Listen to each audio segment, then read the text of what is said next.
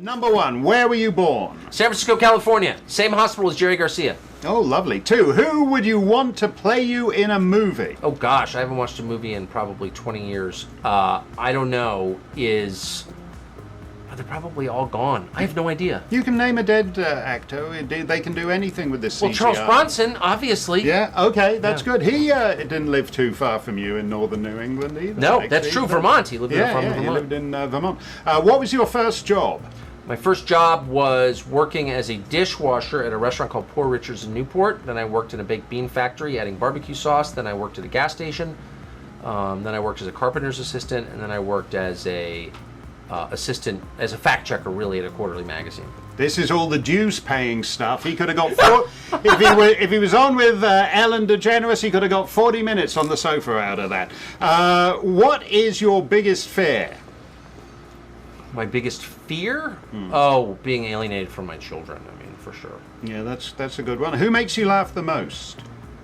Matt Labash, who's an old friend of mine, one of my closest friends, is a magazine writer. Hilarious. He emails me during the show in commercial breaks. I actually laugh out loud. He had a good piece. I think years ago this was him on Trump demonstrating how to tie the perfect tie knot. Exactly, the double Windsor. Yeah, and that's good. So that was Matt Labash 20 years before Trump ran for president. That's a great piece. What's the one thing you need to have in your fridge at all times? Oh, cheese. I eat cheese all day long. I love cheese. Really? Yes. You live up near the Quebec border. Yes, I do. You should sneak in and get cheese that is unlawful under USDA. You should love try unpasteurized cheese. Cheese. I love it. This is a good book, Shipper Fools. But if it was really serious about the crisis afflicting America, it would be on the United States Department of Agriculture banning unpasteurized cheese. I totally agree. We need a chapter on that. This was an obsession of Ron Paul's and his son, Senator Rand Paul. I like my cheese dirty. Yeah. I like shellfish. Yeah. And I like cheese. I like dirty, unpasteurized food, and I never wash my hands before eating it. I'm not joking either, and I never get sick. No, that's good. That's true because your immune system builds. Oh, cheese should be alive and moving. Yes. What is your greatest accomplishment? I've been married 27 years, and I think I get along with my wife really well. So yeah, that's something to be proud of. Who is the most interesting person you met recently? Oh, my father is always the most interesting. I know my father, my whole life. I've lunch with him every week. A former journalist and former Marine, an orphan, is genuinely interested. Every time I've lunch with him every week, and he's always like, "Do I ever take the time?" And I was like, "Really?" Yeah. And it's amazing because after all these years, because you mention him in the book, and there's still on those weekly lunches, there's still new stuff he tells you and new insights he gives you. Oh yeah, no, I've never met anyone like that before. What is your middle name? It's unavailable for public consumption. Really? Yeah. I thought you were just saying your father was a genius. I have 2 middle names and I'm embarrassed. So. No, that's great. I want to hear them now because in America you can't have 2 middle names. When I have 2 middle names, and when do you really? Yeah, and when I came to America, I can't get 2 middle names on my form. The United States Immigration Service said we don't have you can't come into the country. We don't have a form for that. That's hilarious. So you have 2 names. When I was 22 and I started in journalism right after I left college and got married, my editor said, "First day, what's your byline?" And I said, "I don't know, Tucker S.M. Carlson." And he goes, "That sounds ridiculous. Make it simple. How about Tucker Carlson?" And I said, "Done. That's been my name." S.M. So it's Tucker S.M. Carlson. Yes, okay. I don't use it. It's on my belt buckle. PremierCollectibles.com/Tucker. When you order the book, make a guess at what S and M stand for, and we'll run it by Tucker's father and see if he's. What is your biggest pet peeve? My biggest pet peeve, probably bureaucratic dumbness, waiting in a line. No, my biggest pet peeve probably in my life is people who will not explain their decisions. I can't stand it. I go insane. What's the last book you read? The last book I read was called The Boer War, and it's about, I got into this, for some reason, interested in the Boer War of 1900-1901, and it's about, sort of written from the Boer perspective. It's really interesting. The first concentration camps in history. Yeah. Were British. Really horrifying. Really horrifying what they did. I had no idea, by the way, the Boers were obviously Dutch. I mean, I knew that, but they were also Huguenot French. I didn't know that. No. And a whole world that's vanished, the old Boer republics of the late 90s. That's a good answer. I was expecting the art of the deal, so that was a surprise answer. What's your favorite hobby? You've already... fishing, but I love carpentry. I've always loved carpentry. I have a wood shop in my house in Washington and in Maine, and I'm no great carpenter, but I like... I usually make a table or a chair a year, and it's a great outlet. And fly tying. I mean, I do a ton of fly tying. I bring a fly tying vise with me on the road almost everywhere I go. I don't drink. I gave up drinking like 16 years ago, so I have a lot of intensity and just being on the road. You know, I like a physical outlet. I like to make things with my hands. It's important to me. That's good. What's your guilty pleasure? You know, I'm not a guilty guy. I mean, I probably chew 100 pieces of nicotine gum a day. I don't feel bad about it. I guess everyone says you're supposed to. I don't. I went to the doctor a couple years ago. I'm not a big doctor guy, but he said, that's fine. I don't smoke, so, I mean, I feel good about that. Do you have any hidden talents? Boy, I use every one of my talents. I don't have very many. To the max? Well, actually, can I say honestly now that, and I always say this to my wife, and she's never impressed, I'm actually a good fly tyer.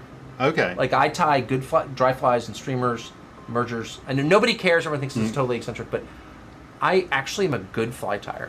At some county fairs, that actually is a competition. I know, it's so stupid, but I'm really interested in it. And I tie historic wet flies are my favorite. Right. Anyway. What color is your toothbrush? Honestly, I use my wife's. I don't know whatever she uses. You're supposed to have an undocumented immigrant do that for you every morning. That's what a man in your position should be saying. What's your secret snack? Oh, well, it's not so secret. It's like whatever's there. I have a constant battle going on. I mean, I'll eat any kind of crap that's there. I mean, I love Snickers bars and Fig Newtons and all that garbage. No, it was commented on when you were up in my part of the world to do your show a few weeks ago. You had like a rack of lamb and a haunch of venison before you went on air. It was like I always go on my fall diet where I try to stop eating the garbage that I eat during the summer. But I mean, I have like terrible eating habits. I went to boarding school at 14. I didn't grow up with like normal meal. I mean, I have all kinds of excuses, but I mean, honestly, my favorite thing in the world is cheese and bread. I mean, I really like camembert on a fresh baguette, maybe with a little honey in there or a pear jam. Oh, you're never going to make America great again with camembert. I know. Just revealed what he's just written himself out. I like it. I can't help it. He's supposed to be an extreme right winger, and he's just betrayed the movement there. How do you take your coffee? Oh, black. I drink a lot. In fact, someone asked me today how much coffee to drink, and I drink 8 or 9 cups a day. I feel really good about it. It's good for you. I wake up, I have 3 cups every morning, and I head down and try and go for a jog.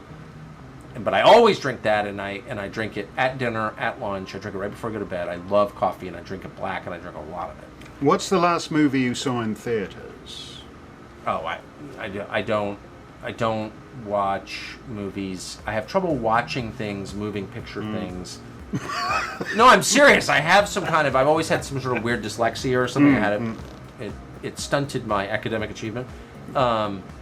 So one of the reasons I tried to compensate for it by, fluency with language, but I can't sit through a movie. It makes me so anxious. It's weird. I don't know why. So you're the only person watching the Oscars who's rooting for the best documentary short category. I've never watched the Oscars in my life. I can't. I work in a really loud world. I'm a really loud person. When I get home, I really like quiet. And my wife is a huge reader, so there's a lot of talking to the dogs and quiet and fly tying. Okay. What's the last gift you gave? I bought one today for my wife's 50th birthday next month. Can't tell you what it is. Oh, no. Okay. That's a deal. I gave someone a fly rod yesterday. I tried to be an evangelist about fly fishing. Fly rods on Amazon is like $120 for a fly rod reel and line. It's like, why not? You can have them sent right to the person's house. I'm not bragging, I feel deeply about it, but I've sent probably, 30 fly rods to people who work for me. And some small percentage, probably 10% have become, more than that actually, have become very serious fly fishermen. You just throw it out there. It's really hard to learn, but if you learn it, not really hard, it's sort of hard. some people get really into it. So I always give fly rods. Okay, that's a good gift. What cause is dear to your heart? Oh, well, I mean, I talk about, my views are very clear on a lot of different things. I'm probably the only really pro-life Episcopalian in the world, but I really mean it. I love dogs. I really love dogs. So, No, we did a great segment on dogs, Yes. and actually I probably got more reaction to that. People don't care what you say about the Iranian nuclear It's totally program, true. North Korea, whatever it is, but the dog segment, I got such I have dogs on the bed every night. I've slept with dogs my whole life. It's really one of the centers of our life, and my wife feels the same way. And we have spaniels, Springer, and an English Cocker, Meg and Dave, and I love my dogs. What's number one on your bucket list? I don't really have anything. I mean, the only thing, look, I want all my children to marry decent people. That's like number one on my list. To get through that without weeping and being a mess. One thing about journalism, it's filled with people you wouldn't want to have dinner with, but you do get to see everything. I mean, don't you feel that way? No, that's true. Well, that's our last question, and it's like an odd question on this list to ask a guy who hangs out with Liberian warlords. But don't you feel that way about your life? You've really got to see a lot. I mean, that's the basic promise of journalism. Yeah, and that's the thing. You go all around. People say things. I was there 15 years ago. Or what about so and so? Oh yeah, I met him at a party. Exactly. All that kind of stuff. If that's what you want out of life, and that's always what I want. I want to see stuff. I want to understand how it works. I wanted interesting experiences. You get that, don't you think? Right. No, that's the perk of the job. Last question. Where do you want to go that you've never been? I'm not bragging. I mean, I've been I've been almost everywhere I want to go. The only place really that I want to go that I've never been is Cape Town. I don't know why. I've been all over Africa. I don't know why I haven't been to Cape Town. Have you been to Cape Town? One of my children studied in Cape Town, and she has good taste about places, and she's never stopped talking about Cape Town. No. Have I you would been? agree with that. Yeah, I've been to Cape Town. I would say you should probably get on and see that sooner. You want to hear something funny? later. We were going to go over this Christmas, and all of a sudden something up, and I can't go, and I'm really disappointed. I really want to see it. Apparently, everyone says it's the most beautiful city in the world, nicest people. So yeah. Well, you didn't sign as many books as Sorry, I'm so easily distracted. but you sold a lot.